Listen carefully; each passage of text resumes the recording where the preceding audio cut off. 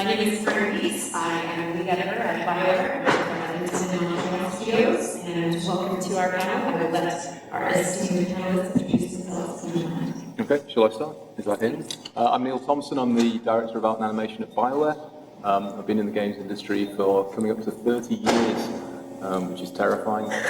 I started working in the UK at a little company called Lothlorien, went to a place called Psygnosis, which became Sony, Bizarre Creations, and finally to BioWare about 4 years ago. I'm Melanie Faulknor. I'm an associate producer at BioWare. I've worked on both the Mass Effect and the Dragon Age franchises, and I'm now 5 years at BioWare. Hi, I'm Logan Foster. I'm an independent developer. I've been doing independent games for almost 14 years now. Started with a little company called MAXGaming. Produced a bunch of serious games, PC titles, and since then I've moved on to do serious games and mobile stuff at local studios such as Serious Labs and Fluke Entertainment, and now I'm freelance again. So, I'm Trent Oster. 21 years in industry. I left BioWare in 2009 to go off on my own and do my own thing. And I think I've done almost every job in the game industry at some point. I didn't say well, but I've done it.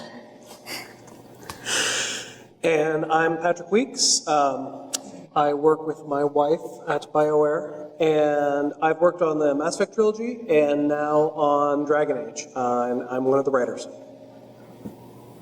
You're teasing right now, speaking of the franchise and being humble. Like I said, I was at BioWare for 9 years, and I worked on Mass Effect 2, Mass Effect 3, Dragon Age Origins, Dragon Age 2, Dragon Age Inquisition, and Star Wars: The Old Republic. So I'm also kind of old. So we're going to talk to you about sort of what working in the industry is like, and we'll answer your questions if you have them about how many different disciplines of jobs in the industry work together. So I would start by asking, how does your discipline interact with other disciplines in order to produce a final project? Who wants to start next? I could start, if you like. So as the writer, it really varies from company to company, I know. Writers are part of the design team at BioWare, which means that part of our job is, we have said, getting the rock to the top of the hill and then rolling it down onto the rest of the team. So what that means is we've got to get a good story. We have to get something that the level designers can work with. We have to get something that the combat designers know what assets they're going to need, the art team knows what assets they're going to need, that the editors have enough time to work on it, and the voiceover people have enough time to get the actors they need. So it's easy to think of it as just, yeah, we write the words and then it goes away, but really it's writing the words and then making sure that we have written something that the rest of the team can actually deliver, and that we've done it in a time that doesn't kill them. Yeah, the writers can write a lot of art. Shall I pick it up? My role at the moment is I'm the Eye of Sauron. So there's a joke when we were at BioWare that whenever you were working on a project, the next project to ship had the Eye of Sauron on it, and the Eye of Sauron saw all, and there was fear by being in the Eye of Sauron. So I own my own studio, and I interact with all the disciplines, and I'm usually saying, why are we doing that? That seems expensive, and how can we do less of that but still get the same payoff, and can it be done sooner? So those are usually my interaction points. And You are the Eye of Sauron. I've become the Eye of Sauron. And from the other side, really the various disciplines are feeding back to me on what are core game features, what really matters. And I guess my big challenge is I want to hold the big picture vision. If everything else died and we could only do one thing, what would that one thing be? And this feature that you were talking about, how does this fit my one thing? It doesn't fit my one thing, but why are we talking about this feature? Sauron does not have patience for the feature. That's kind of our interaction at the moment. It's actually a little more positive than that, but it's more fun to spin it like this. cool. I guess it's up to me. So So I'm an artist, and as an artist on independent games, and usually independent productions, it also means I have to be a tech artist as well. So it's that weird multidisciplinary art role that you've got to do where you're involved in the early production side of things, you're doing the R&D, the creative, all that kind of stuff, and then you're moving into production, and you're actually, trying to create the arts and do it in a timely manner, while usually someone's screaming at you saying, don't make the art good, just get it out the door, we gotta finish it off. And you're like, no, we gotta get it working. And Why are you spending all my money? yes, why are you spending my money? It doesn't work that way. No, you gotta spend the money. Sauron is not happy. And after you spend the money, you get the art going in the game, and you gotta look at it and be like, oh shit, why is this, sorry. No. I think we're pretty used to PG ratings. Okay, so we went past the PG rating on this one. I'll have to go and do tech art stuff after that too. So I'll figure out why, work with the programmers in a very collaborative nature, especially with indies, trying to figure out why something works and why it doesn't work, and then the most cost-effective solution to do it, which is usually me saying to the programmer, can't you just fix it in code? Because, this art will take forever to fix. And yeah, that's sort of my day-to-day collaboration with everyone, so. For production, even sometimes on the game team, it's often asked, what is production doing, or what does production do? And for us, we are talking to all of the different teams, regardless of the team that you have. Like on Dragon Age, I had cinematic design as one of my teams. And for them, I'm talking to audio, VFX, art, kind of all of the teams upstream that affect them, that they need pieces from to be able to complete one of their scenes. So I'm working with those teams to make sure they're getting their stuff on time. Or if I'm with an upstream team like Patrick's with writing, then that's kind of more fending off, because they'll get requests from marketing or from lore books, like outside sources. So Patrick can just be like, Mel, I don't want to deal with these guys, can you deal with them? And so then I can just say to the lore book people, sorry, you can't have this right now, it's going to affect the game schedule. And if it's something like marketing and they need it now, then I have to go talk to senior leadership and say, sorry, this level's going to come in late because marketing needs this, and they ask for it last minute.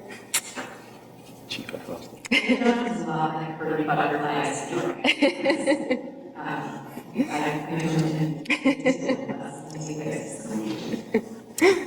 From an art and animation perspective, Patrick starts, he writes, and we get in very early on with the concept art. We start fleshing out the characters, fleshing out the look of the world. Games development is a very inspirational business. It's very creative, and it's very difficult to say which particular discipline might spark those moments of inspiration that really drives the whole development along.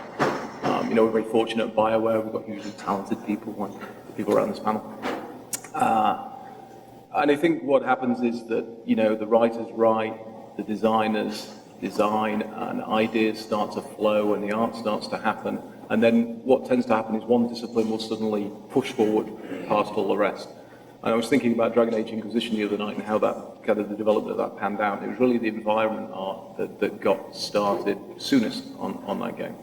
And so from a comparatively small team, they started showing stuff in the Frostbite engine that was really just beautiful, and it set the tone for the entire development of the game from that point. So they kind of led the charge, and I think all the disciplines were inspired by that, and everyone kind of came together to push it.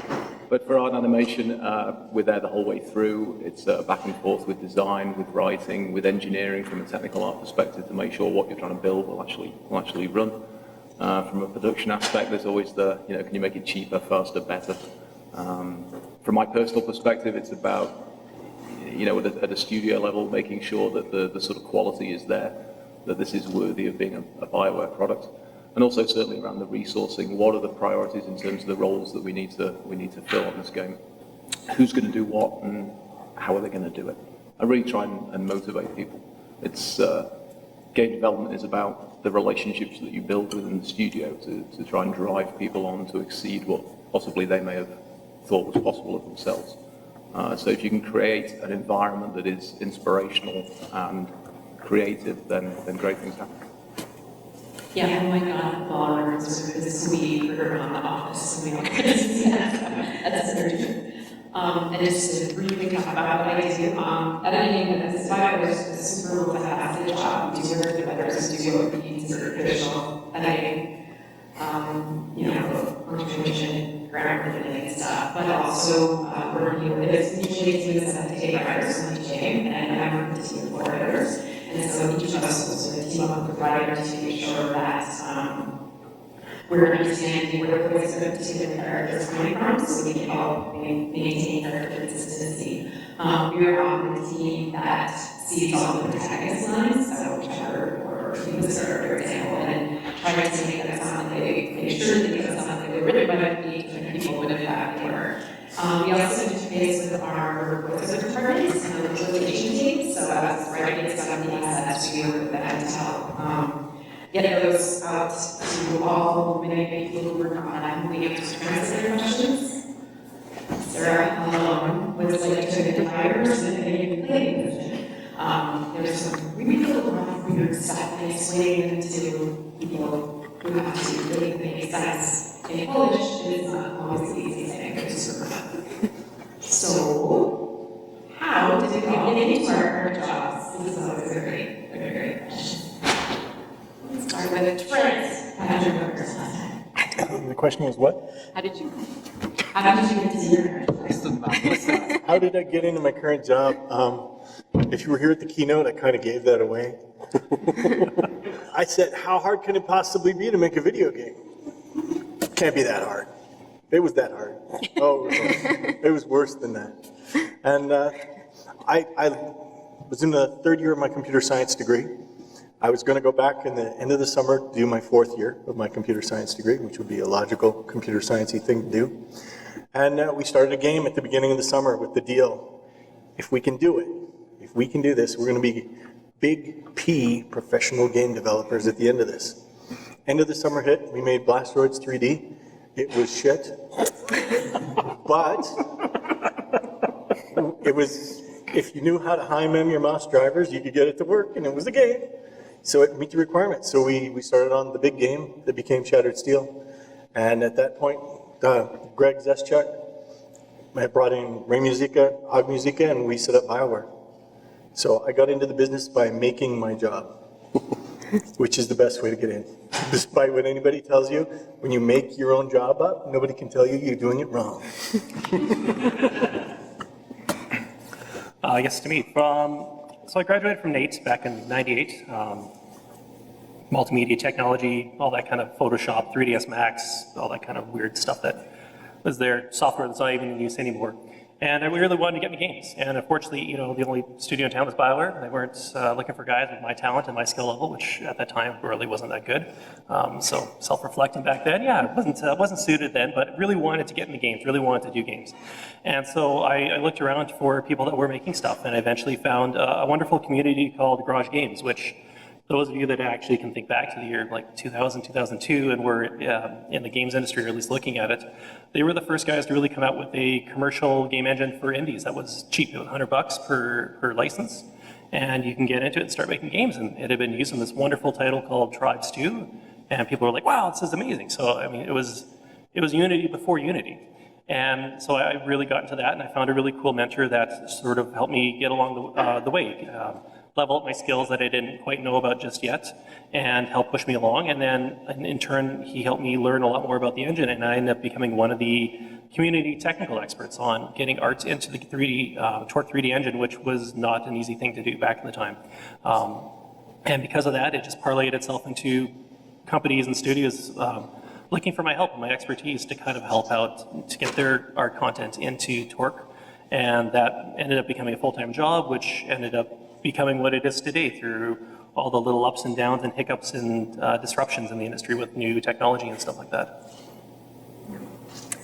For me, I wanted to actually get into the entertainment industry and was thinking of moving out of Edmonton, but a family thing kept me here. So a friend of the family suggested I try getting a job at BioWare, and he knew somebody, so he was able to get me an interview. And during the interview, it was very, very clear that I was not qualified for the job, having no game experience. So, but through the interview, I was telling a story of how in my current job at the time, I was working at the U of A, actually at the Space Institute, and I was running a feed between NASA and an elementary school in Edmonton. And I'd organized this whole thing, and we had NASA Live, and Julie Pyatt was on the screen, and like 600 little kids are in this gym waiting for us to get started, and I'm doing the intro to the MC of the event, and he whispers in my ear, Mel, I can't do this, I gotta go. And he literally ran out of the gym. And so I was kind of left with NASA and all these kids staring at me. So I just took the mic and I ran the event myself. I emceed it and kept everything together for the event. And so I'm telling this story in the interview, and my boss-to-be said, "You're hired. Like, we need somebody who can just think on their feet and do stuff like that." That's the day at BioWare. So I ended up getting a job. Like, that job ended up being in localization, and I spent a couple of years in localization, getting to know the industry a bit better, and then I moved over to production. Okay, would you like it? So I started in 1988, and I left school to become a traditional illustrator. And in those days, I thought I could make a living by wearing a smock and living in a garret and painting beautiful pictures. And the reality of that was that I ended up working at a carpet store, which I do not recommend. And the smell of carpets comes back to me from now and again. It's not pleasant. But anyway, coincidentally, the son of the owner of that store was one of the directors of a small computer games company called Lothlorien, which, if anyone remembers Chucky Egg on the Spectrum, anyone played Chucky Egg? You should Google it immediately. It was one of the first great Spectrum games, and they ran this studio, and he saw that I was an artist, and he said, "Well, why don't you come along for an interview, because we're looking." And that was in the days when really the engineers used to do the art, which says a lot about the art of those early games and the capabilities. And I went along and I took my traditional portfolio of canvases and sketchbooks, which was full of abstract and basically very pretentious artwork. And the guy said, "Well, can you draw a spaceship?" And I was like, "Yeah, I can draw a spaceship if you like." And he goes, "Yeah, but can you draw it rotating and in 8 frames?" I said, "Yeah, I'll give it a shot if you're going to pay me for it." So they did. They paid me £4,500 a year, which is roughly about $8,000 in today's money, to be an artist at Lothlorien. And it was a strange little setup. It was way before there was any kind of university courses even looking at games. The industry was a cottage industry. Sony hadn't got into it yet. Microsoft hadn't got into it. There was no PlayStation, no Xbox, no console industry, really. And it was, looking back, I was just fantastically lucky to get into an industry really at its birth, because I wasn't particularly a gamer. We used to have one of those TV games, the really early ones that just played Pong and stuff. And I used to play Elite on a BBC. My dad was a maths lecturer, and he had a BBC Micro. I don't think they made it over here to do those machines. Fantastic machines, and Elite's the best game in the world ever written, hands down. And I never dreamed that I would ever work in games. And it's interesting coming at it from that angle, because a lot of people get into the games industry because they love games and they want a career in games. I came at it primarily because I needed a job, but I also wanted to work in art. And I never considered games as a valid artistic medium at that point. And certainly in those days, in the late 80s, early 90s, you're still, by and large, working in 2 colors, very low resolution, I think 320 by 240 screen size. And if you look at that, if you draw a box that size on a PC screen now, it's like a postage stamp in the corner. But you could see where it was going to go. And you could see that the hardware was continually iterating and getting better, and what you could produce as an artist became closer. You could become closer to achieving on the screen what you had in your head. And still to this day, what motivates me and keeps me interested is that transition of hardware and getting closer and closer to the vision that we all hold. And I think it's important to make that difference between being into games and wanting to recreate the games that you like, and being an artist and a designer and a creator of interactive medium and wanting to produce on the screen what you have in your minds, right? Because there's this distinct difference between the two. So yeah, that's how I got in. And how I got my job at BioWare. 4 years ago, BioWare were looking for a director of art and animation. Thankfully, there's relatively few directors of art and animation in the games industry. I was one of them. I was very good friends with Alistair McNally, who's the senior creative director at BioWare, because we worked together like 20 years ago. He called me up and said, "Hey Neil, come for the interview." And I was like, "Yeah, I'm not doing anything." So I went, and here I am. Patrick.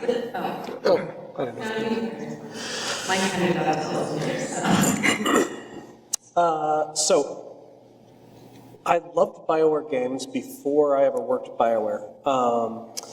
I was a fiction writer and a tabletop dungeon master with my local gaming group, and I graduated from school with a degree with a master's in English, and I wanted to write, and I read Joyce's Ulysses, and I wanted to impress the hell out of everyone with my artistic, awesome, really literary fiction. And I graduated and I sold absolutely no short stories. And it took me until I realized one day that I was thinking about writing something. My peers were reviewing it, going like, "Oh, that's really deep. That's really interesting." And but nothing was selling. And I thought about working on rewriting it one day and realized I wasn't looking forward to doing it, which made me in turn realize I was writing something that as a reader I wouldn't actually want to read. That I was writing something to impress people when what I really wanted to do was write goofy stories where people fought and had quippy banter and awesome fight scenes. So I started writing those, and those actually did sell. And one of them sold to an editor named Dave Gross, who then went on to work at BioWare and then asked if I wanted to apply. So blind luck is how I got my job at BioWare. I had mine just went to the job was placed on BioWare.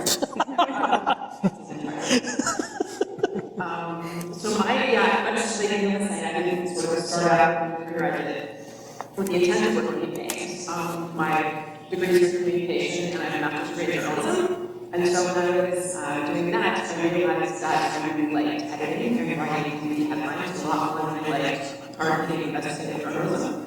So I went into editing and did that in several forms. I worked for nonprofits where I learned about marketing writing, which is coming back to be helpful. And then I worked in Silicon Valley at a chip making company, and it was a technical editor, and then ran a team of editors there.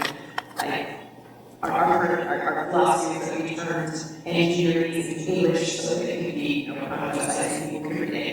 And I did a lot of documentation and working with wikis and things like that. And so we moved to Edmonton, and then a little bit of started a job format. We were looking for someone to go at a wiki organization, and so we were doing a background kind of fit there. And so I started working there, and now we work for us. So that's I'm there. Okay, so I'm going to sort of bundle two questions that I have put together, which are which skills are most useful for the area that you're working in, and what kind of tools do you use? I guess I'll go for me. Geez, okay. So for me as an artist, my main wheelhouse is 3D art. So 3ds Max and Maya are kind of my two big programs I turn to a lot. I will also utilize Photoshop. It's a pretty big one. I've started really like Sketchbook Pro just for its sketching, drawing. I find as a 3D artist, it's important to know how to do sketches, especially if you're trying to come up with someone gives you an elaborate model or a design or a picture of something you got to recreate, and you need to sometimes trace and just get that muscle memory going so you're thinking about the form and the detail before you actually create it in 3D space. Photoshop, all sorts of your typical art programs, but also some of the kind of the non-typical stuff would be things like Trello and Slack, which are kind of very popular now for a lot of startups. For task tracking and communication collaboration with your team, and of course a bug tracking software for just being able to put in tasks and issues and get them back out. There's a million of them out there, so I mean everyone's probably got a different name for each one. And the other part of the question, which was, sorry? Just like what skills are most useful? What skills are? Okay. As for skills itself, I mean, it's funny with art, I find in games, because people get so caught up in the technical issues. What software are you using? What program are you using? What tool did you do this in? And, they kind of all forget the fact that, good art is still good art, right? Like, you still need to know good form, detail, silhouette, color, lighting, composition, all that really key root art stuff, which is super important, but yet so many schools sort of just glance over and forget and be like, oh no, press this button here in Maya and it'll do this for you, and press this button here and it'll auto-generate your rig and bind it to your skeleton. And it sort of gets you away from being able to do good art because you become a button pusher and someone that doesn't be able to think on their feet and be able to really be a collaborative member of the team. Sure, they can make art and they can be able to reproduce stuff. You know, you give them a picture of something, they'll make it, but they don't quite understand how to do it or why you're doing it in a certain way. So for example, with characters, edge flow for deformation for how the skeleton's going to move the character up and down and bend him and stuff like that is super important. And yet, you know, you'll see a lot of artists that'll just sort of put stuff there just for the sake of like, hey, I've got extra detail here. And it's like, no, you don't need that. You need to think about why you're doing it and how you're doing it. And with that said, being able to collaborate with your programmers is like, collaboration is huge. Communication is probably, aside from like artistic skill for artists, communication abilities is going to be your number one. If you can't talk to other people, you can't have good conflict resolution with people on a problem or an issue without it coming to violence or name calling or anything like that. And it happens. I mean, people get really passionate. Like, you might think that solution A is better than solution B, and you know, you'll have a big argument over that until someone finally capitulates or you know, browbeats the other person into submission on it. But you know, you need to be able to communicate and collaborate, and as well have an ability to de-stress yourself, I'll call it, without a lack of a better word. But you know, if you come out of a meeting and you're pissed off at a coworker, or you're pissed off at a decision that was made, or something that had happened, you know, it's just going to affect you all day long, and you're going to be angry, and you're going to subconsciously do something wrong in your work. And if you can't kind of come out of it and say, fine, you know, I don't agree with it, but you know, that was the decision that was made, let's go with it.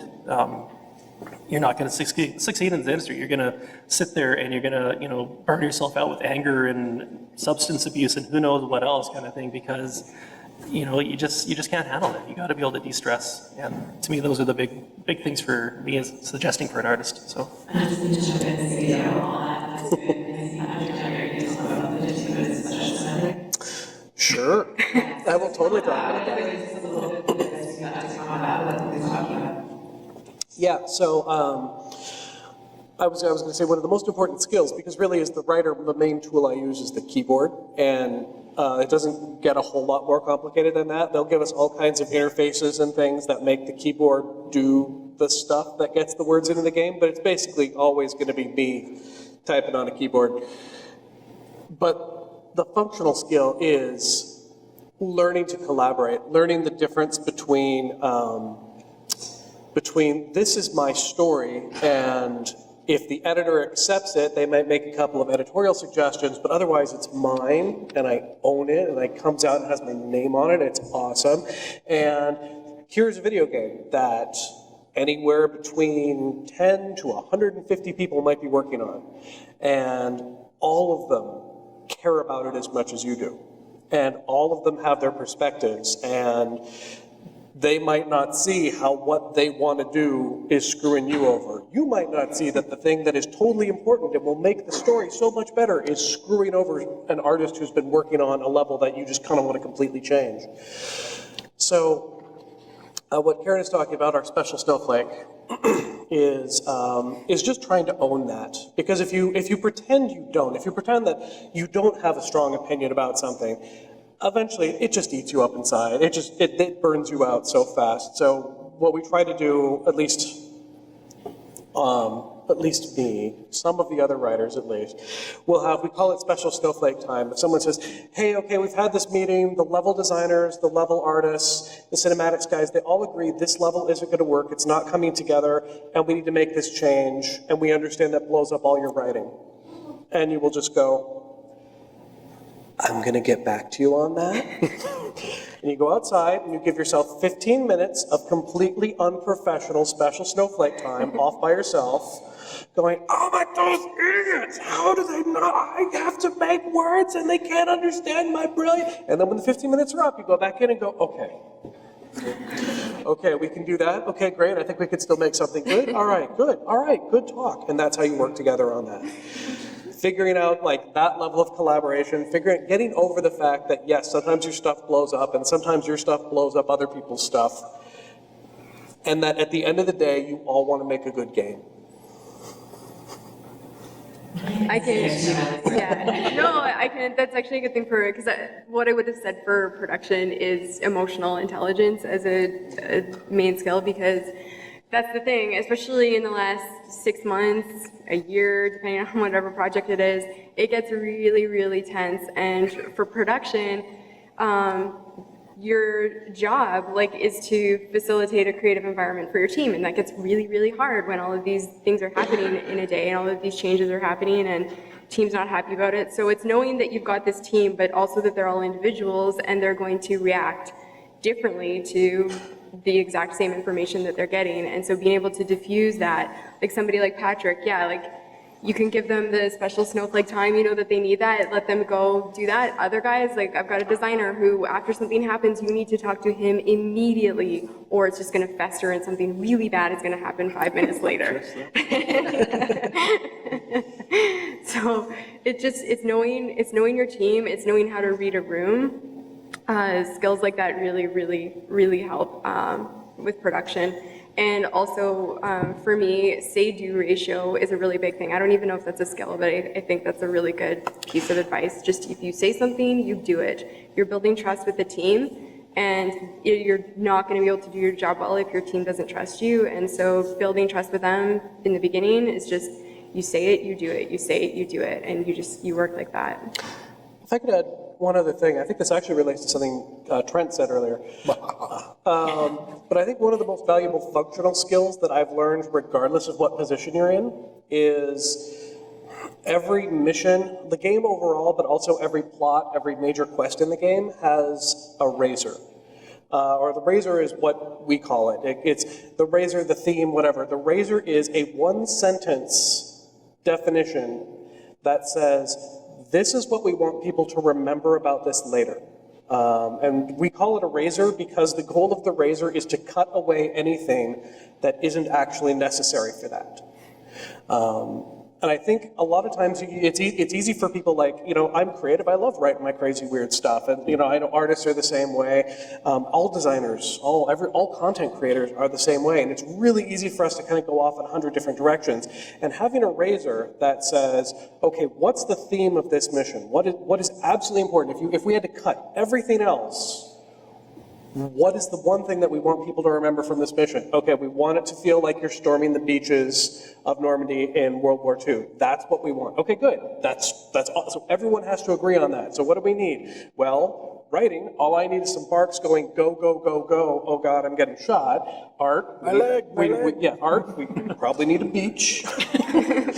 Combat, okay, that's the kind of the combat experience we want. Sound effects, we're gonna need, so Some Ghibli bits. just a single sentence that says, here's the goal that everyone agrees upon and goes, yes, that's good, I think I know what that means. And we can all agree later that if we have a disagreement, well, my thing is more important, we can go look and go, which of these is actually important for the razor? Which of these actually helps you make the game you've all agreed is the one you want to be making? I can remember a term around that. I, on occasion, may have said, from God to me to you, this is how it's going to be. People get lots of snowflake time after that. But it happens. I'm going to use that brilliant segue to take over. And I use Excel. I use Excel a lot. Actually, I use Google Sheets, which is quite shitty. But what's great about Google Sheets is it smacks you in the face when you get fancy. And that's basically video games in general. If you get fancy, you're going to screw it up. It's going to go bad, it's going to go sideways, and at 6 months down the road, you'll get into where you were fancy and you're like, ooh, I was so smart. And you look at it and you're like, what munged up person created this atrocity? And then you realize, oh, that was me, I was clever. Oh, clever. Never be clever. Always be simple. Always do something simple and obvious. Therefore, 6 months down the road, you come back, you have no context on why you did this thing the way it is. You're like, that's really simple. Obviously, I will just change that minorly. I also use Google Docs, which is also equivalently shitty compared to Word. But for distilling a vision, you write it down in Google Docs. Because once you write it down and you share it with a bunch of people, they will tell you why you were stupid. And after many, many times of being told why you were stupid, it will get better. Because this is the magic equation of making video games. Other people make your stuff better. Beyond that, they make it way better than you ever thought it could ever be. That is the crack cocaine of game development. You come up with a concept, you're like, yeah, there'll be these two dudes, and they'll be on this cliff, and they'll be fighting, and it'll be great. So you tell your animator, and you tell your 3D modeler, and you tell the guys, and like Neil suggested with the audio, or with the environment team taking off, somebody gets crazy about that. Somebody falls in love with it, and they run off, and they bring it back to you, and they show you this totally amazing scene that's orders of magnitude beyond what you saw in your head. And you're like, yeah, that's exactly what I had in mind. God, I'm brilliant. Was it always a volcano? So that is the stuff that makes video games amazing. Talking a bit about production and team management, I mean, you've always got this internal sensor running in your head when you're watching someone. You can kind of roughly read their stress level. Part of it is the F-bomb factor. How many F-bombs have they strung together in one sentence? The rule is at 7, it's really bad. If I get to 7, that means that somebody's getting a timeout. Clear the room. Yeah, it's probably me. So the other thing, I'm brutally honest. The reason I'm brutally honest is my wife has told me repeatedly that I'm a crappy liar. So I just tell it the way it is. And sometimes that causes a little bit of conflict, but usually it's easier to just deal with the conflict very quickly as opposed to trying to soften things too much, trying to step around issues too much. The more honest we can be with each other, the better we do. And I mean, as a vision holder for a project, your job is to have an idea in your head of what you're going to make. If you do not communicate that idea well to other people to get them inspired, your idea sucks. It can be the most brilliant thing in the world, but they're going to implement something that has nothing to do with the brilliant idea you have. And no matter how great your brilliant idea is, other people will make it better, and they'll take it in better directions. I always start off thinking at the beginning of the project, you're holding the vision, you're putting a post in a mountain, and you're saying, we're going that direction. Middle of the project, you're a cheerleader. You're like, go, team, that's the direction, get over to the mountain. And by the end of the project, your job is to kill anyone who wants to interfere with your team. So you totally go Terry Crews linebacker on people in the office. Marketing guy comes running down the aisle, I'm gonna get the marketing, I'm gonna get the art team. Boom, you take down the marketing guy. And you're like, you need some art, Tron. Hey, I know this guy over here who's working on this other project, and you could totally steal him and do the art thing. But it's really about enabling your team at the end. At the start, set a goalpost. In the middle, cheerlead. And at the end, get the hell out of everybody's way and get everything out of everybody's way. And be honest throughout the whole thing. When you see something that's in the game and you're like, that could be so much better, you'll see really sad faces for a while, but people will get better. And that's how games get great. I have this theory that in order to make games better, you have to hate games. It's like what Neil said about having a vision in your head versus the vision you can actually execute. When I'm playing video games, I'm seeing what's on the screen and I'm seeing what's in my head. And I hate what I'm playing. I hate it because it should be better. It should be more than it is. And if my skills suck that I can't make it better, I'm angry. I want to make it better. I want it to be better.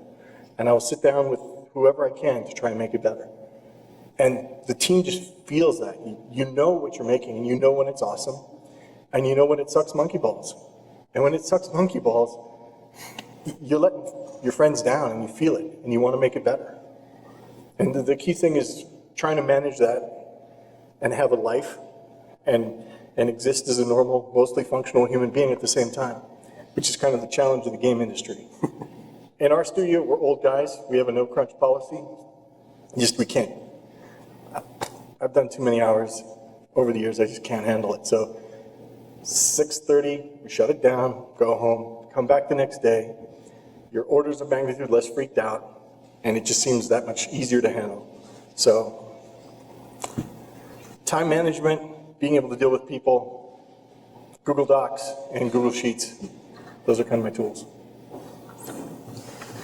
What Logan? There you go. Okay. The only thing I would add is always found this thing very quickly is critiquing, taking and giving critiques is super important because unless you are making a game by yourself, you're actually going to have to do it as it is, and it's a skill. So I would suggest whatever you do, art, design, writing, whatever thing you're working on, find other people who are working on the same thing and have critiquers. And practice critiquing, not necessarily what you would do, but find a thing that you don't think is working and try to explain to the person who made it why it is that it's not working for you. As a creator yourself, learn to do that. Practice implementing a piece of feedback that you think is absolutely crap, that you absolutely disagree with. Try and do it, because in your job, your boss will one day ask you to do something you really disagree with, and you didn't think to do it, and that's something you're just gonna have to practice doing. And it helps you to, let go of a little bit, be a little bit less judgmental of the time every time something changes. So I would super suggest practicing critiques. I need to see that. Who has a question? Does anyone have a question you want to ask me when I'm down here?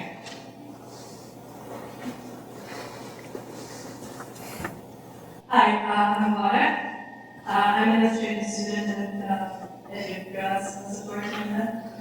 So I was wondering, within the BioWare pipeline, do you do everything in-house, or do you still outsource a lot of things? Like, what is the ratio? No, we have outsourcers. I think, I suspect Neil can talk about it with a great deal more intelligence than I can. No, you talk for me, Patrick. So, was the question about art specifically? Yeah, specifically. Yeah, so we do outsource, but we don't. We're very careful about what we outsource. So any kind of key or signature content is absolutely done by the guys in the studio. I think what we've seen over the course of the years, not just at BioWare, but in the industry, certainly what I've seen over the last 25, 30 years, is that what's valued in a studio changes over time. So in the early days, all the people who sat in the game studio, because the teams were very small, it was like one or two guys making a game, the value of the individuals and the value of that studio is the problem-solving abilities of those people, because development is a series of problems that you have to solve. And there were no hard and fast rules in those days. So you're making it up as you go along. You need people who can respond and iterate very, very quickly. Then when we got into the 90s, the industry started to move into 3D predominantly, and 3D was everything. And then we started using software like Maya and Softimage and Wavefront and all those kind of things. And the value of the individuals in the studio then was their ability to use that software. So you had quite a lot of people who were brought into the industry just because of their technical ability to work in 3D, rather than in their creative skills or their problem-solving skills. Fast forward even further, the hardware's iterating, it's getting bigger. What you can cram onto the disk is now huge gigabytes of data. And more importantly, what's happening is that the ability to use the kind of software that you need has become global. So the building of assets is cheap, effectively, in the scheme of things. I can go to an outsourcer in China or in India, wherever you like, and I can get a bottle made for me. That's not a problem. What's key is who has the idea for what the bottle looks like, right? So, and if you extrapolate that to a BioWare project such as Dragon Age, you've got all those followers, the characters, the factions, the architecture involved. Okay, I can take the individual assets out of that and send them externally if I want to, but who sets the style, who sets the quality bar, and who devises the process by which that stuff is made and how it runs in the engine? That's the value of a game studio today. So you'll hear people talk about process-driven studios, and process is king, process is everything. How does this run? How do I make this work? How do I make that surface look like wood, marble, stone, what have you? It's all about that. So once those problems are solved, you can start dragging back the priorities. So we're going to have the ideas, we're going to set the vision, we're going to set the process by which everything is made, we're going to build the key assets like the Inquisitor, the Sarah, the Iron Ball, those less important characters, those soldiers who are just going to get minced with a battle axe. Okay, someone in Shanghai can build that for a minimum of the cost. Right? I don't want to spend money on some hyper-talented individual in the BioWare studio building something that's going to be seen for 30 seconds before I cut its head off. That's how we think about outsourcing. Thank you. Any other questions?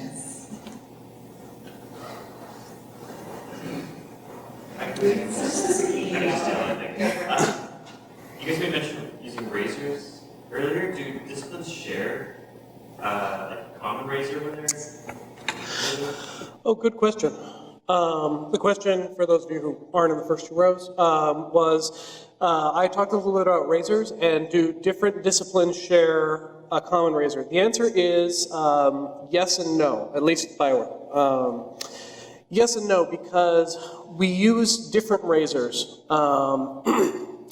And, okay, Mass Effect 3. For those of you who played it, we had an overall razor, and this was the razor for, I believe, both narrative and the gameplay team, which was just World War II, but with aliens. And that was why you look at like, all the writers were watching World War II movies, the combat guys were looking at, okay, yeah, obviously the guns are gonna be lasers, the guns are gonna be high tech, you've got, biotic powers and all that stuff that obviously, to my knowledge, was not actually in World War II. But at its core, we wanted, like, we're looking at, we're looking at movies going, okay, here's our Dirty Dozen section, here's one that feels like the invasion of Normandy, here's the one that feels like, the French resistance and Nazi-occupied Germany. So it's like that one razor works for everything, and then you go into individual sections and say, okay, in this mission, the narrative razor might be this, the gameplay razor might be that. So you do get more separate when you, like, the closer you drill down, or the further in you dig on any individual aspect. But ideally, there's enough common overlap that everyone still believes in what they're working on. But I wouldn't add that as much as the team is made up of the writer, the level designer, and the combat designer, and the level artists are working together. It works a lot better if everyone on that small team or pod or whatever it's wrong, whatever you want to call it, if they're all sharing that same vision. So it can be a little tricky at the beginning for everyone to go around and sort of buy into it. But once everyone is bought in, it really helps further the process, make things move more quickly, more smoothly when everyone's kind of focused on the same goal. I guess as another example, okay, this is edge casey and also sounds really, really dumb unless you've played it, but for Mass Effect 3, has anyone, show of hands, did anyone play the Citadel DLC? Okay, okay, good, some people. Okay, so, spoilers, the Citadel DLC, the big twist is that it's a clone of you, the hero, who's trying to take over your life. And the last mission is your clone going to the ship, the Normandy, and trying to take off with it. The narrative razor was really, really goofy, but it was Air Force One meets the movie Face Off. Which is really, really dumb, but do you understand what it is? Air Force One, the Harrison Ford movie, Get Off My Plane, and Face Off. Travolta and Nick Cage acting it up. I'm the real one. No, I'm Best the real film one. ever made. Yeah. That was the narrative razor. Goofy as all hell, but everyone in the room understood what we were doing right there. You are fighting your evil clone for your ship. The gameplay razor was very closely related. It was their term was just a mirror match. It was you fight for the first time in the Mass Effect franchise, fighting someone who had your own set of abilities. So it wasn't exactly the same, but because narrative was super clear, gameplay was super clear, and they worked really well together, if that makes sense. Yeah, from my side, I mean, what we typically do is we sit down a razor, which is, this is the core theme of the game, and this is what we want the player to feel at the end of it. The next thing we do is we nail the visual gold standard. When you look at a piece of art of this game, it will look like this. If there's multiple environments with multiple different color palettes, you do multiples. But having something, the strongest thing you can have is a gameplay video before you even make a game. You fake out a gameplay video, this is what I imagine the gameplay being. Everybody on the team looks at that, you have just saved yourself half your design budget, because everybody has the same thing in their head now. If they don't have the same thing in their head now, one guy's looking at that and he's seeing Air Force One, another guy's looking at it and he's thinking Spaceballs. And Air Force One plus Spaceballs, I mean, that's going sideways. That's going sideways and a half. So, as soon as you can, fake a video. Fake what you imagine a minute and 30 seconds of gameplay being, share that with everyone who's working together, even if it's a 3-man team, even if it's a 5-person team. That will save you so much pain. Like, I recently relearned this lesson because I didn't make a gameplay video and we were building this thing and we got some art into the game. We're like, wow, that totally looks like monkey balls. Why?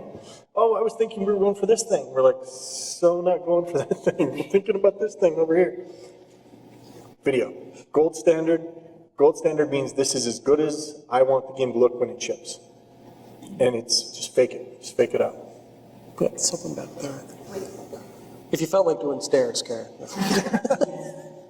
So speaking of getting everybody on the same page, what's the sort of process you would go about from getting an idea to a pitch and getting everybody on the team to that on the same page with the design that you just described? So from our perspective, I mean, we're a pretty small shop. Right now we're 19 full-time staff. We got about another 16 contractors that work for us. Really, it's writing down kind of that core vision. As a player, I will do the following amazing things, and this will cause me to feel how. Okay, we've got kind of our emotional feel nailed down. We sit down and we jam on it. And I say, hey, wouldn't it be cool if we do things? And somebody in my team will go, that's probably the dumbest thing I've ever heard. And I'll be like, I'm sad. Tell me why it's dumb. So they tell me why it's dumb, and I'm like, okay, I could see that. What if it was flying chickens instead? And at which point they're like, this is so wrong direction, man. But you jam on it. You jam back and forth, and the less precious you are with your ideas, the better stuff gets faster. And you just bomb back and forth, and you eventually nail down kind of a cohesive, this is the thing we're going to try and make.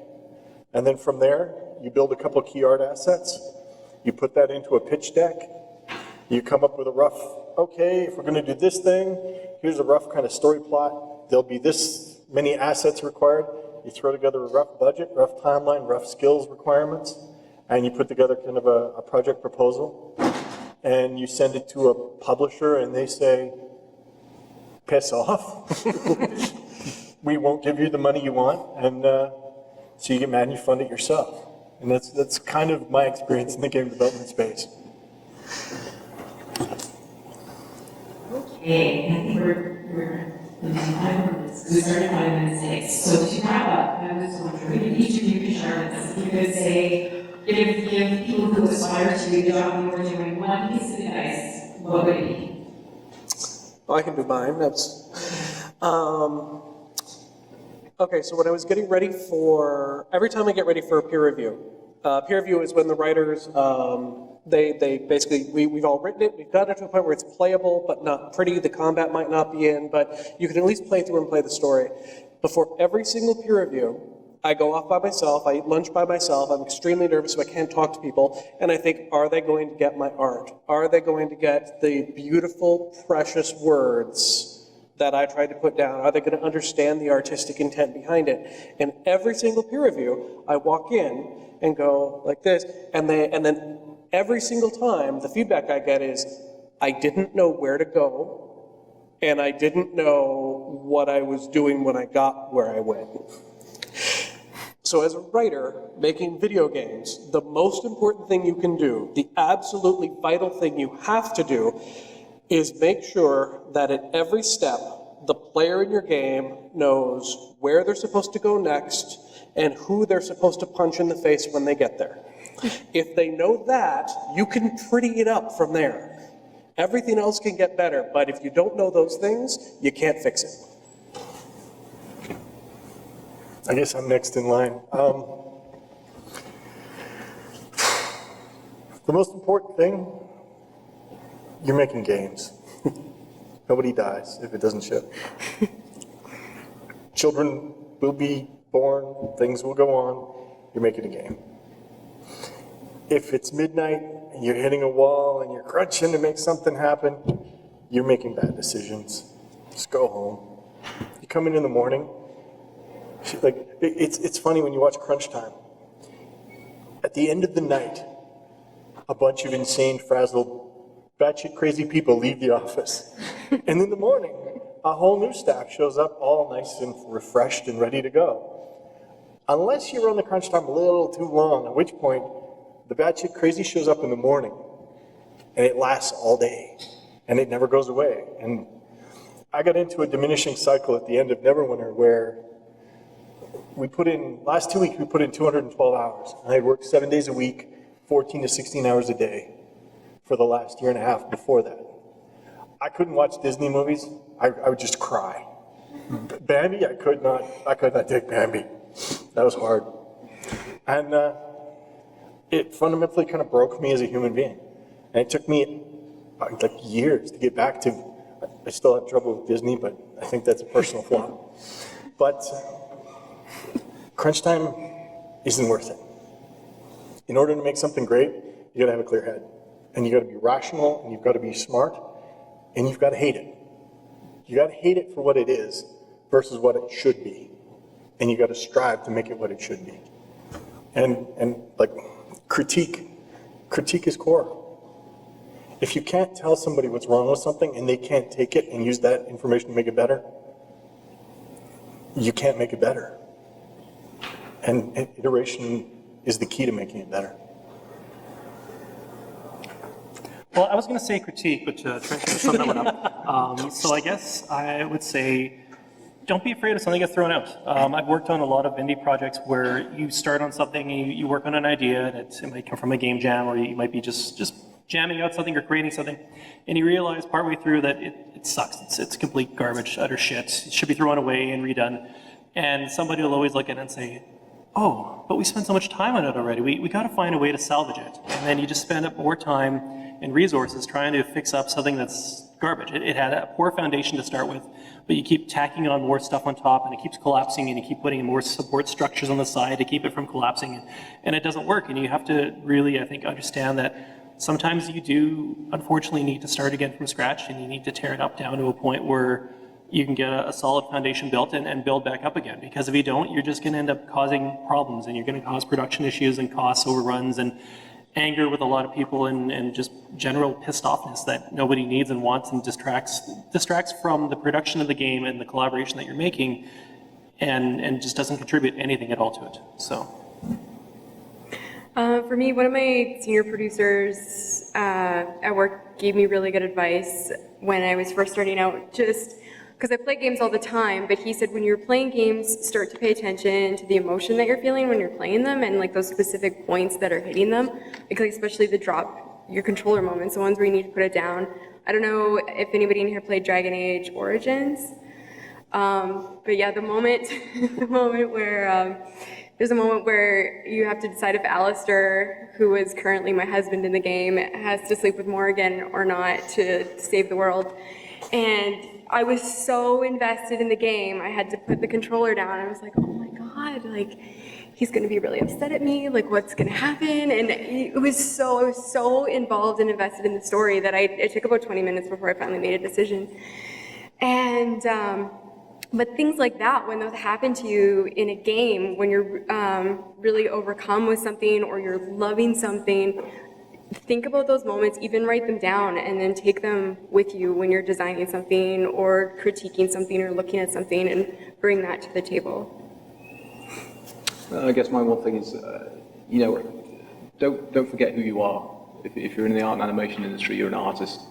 Artists do not work solely in one medium, and I think you shouldn't be taking your inspiration from a single medium, particularly not games.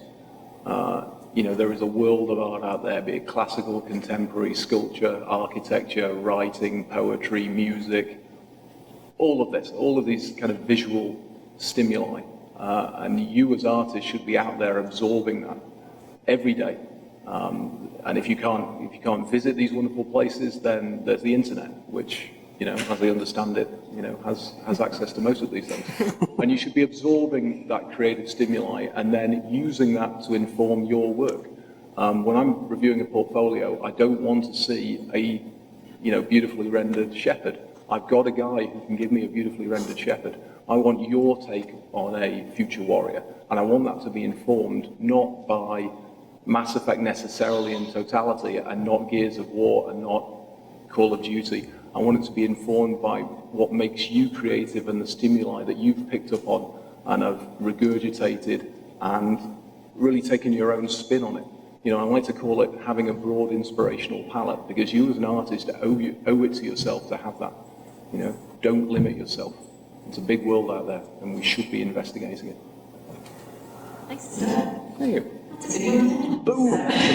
Drop It's expensive, though. It is like that. But thank you all so much for sharing your wisdom with everyone. Thank you all so much for being here, and have a great rest of your day.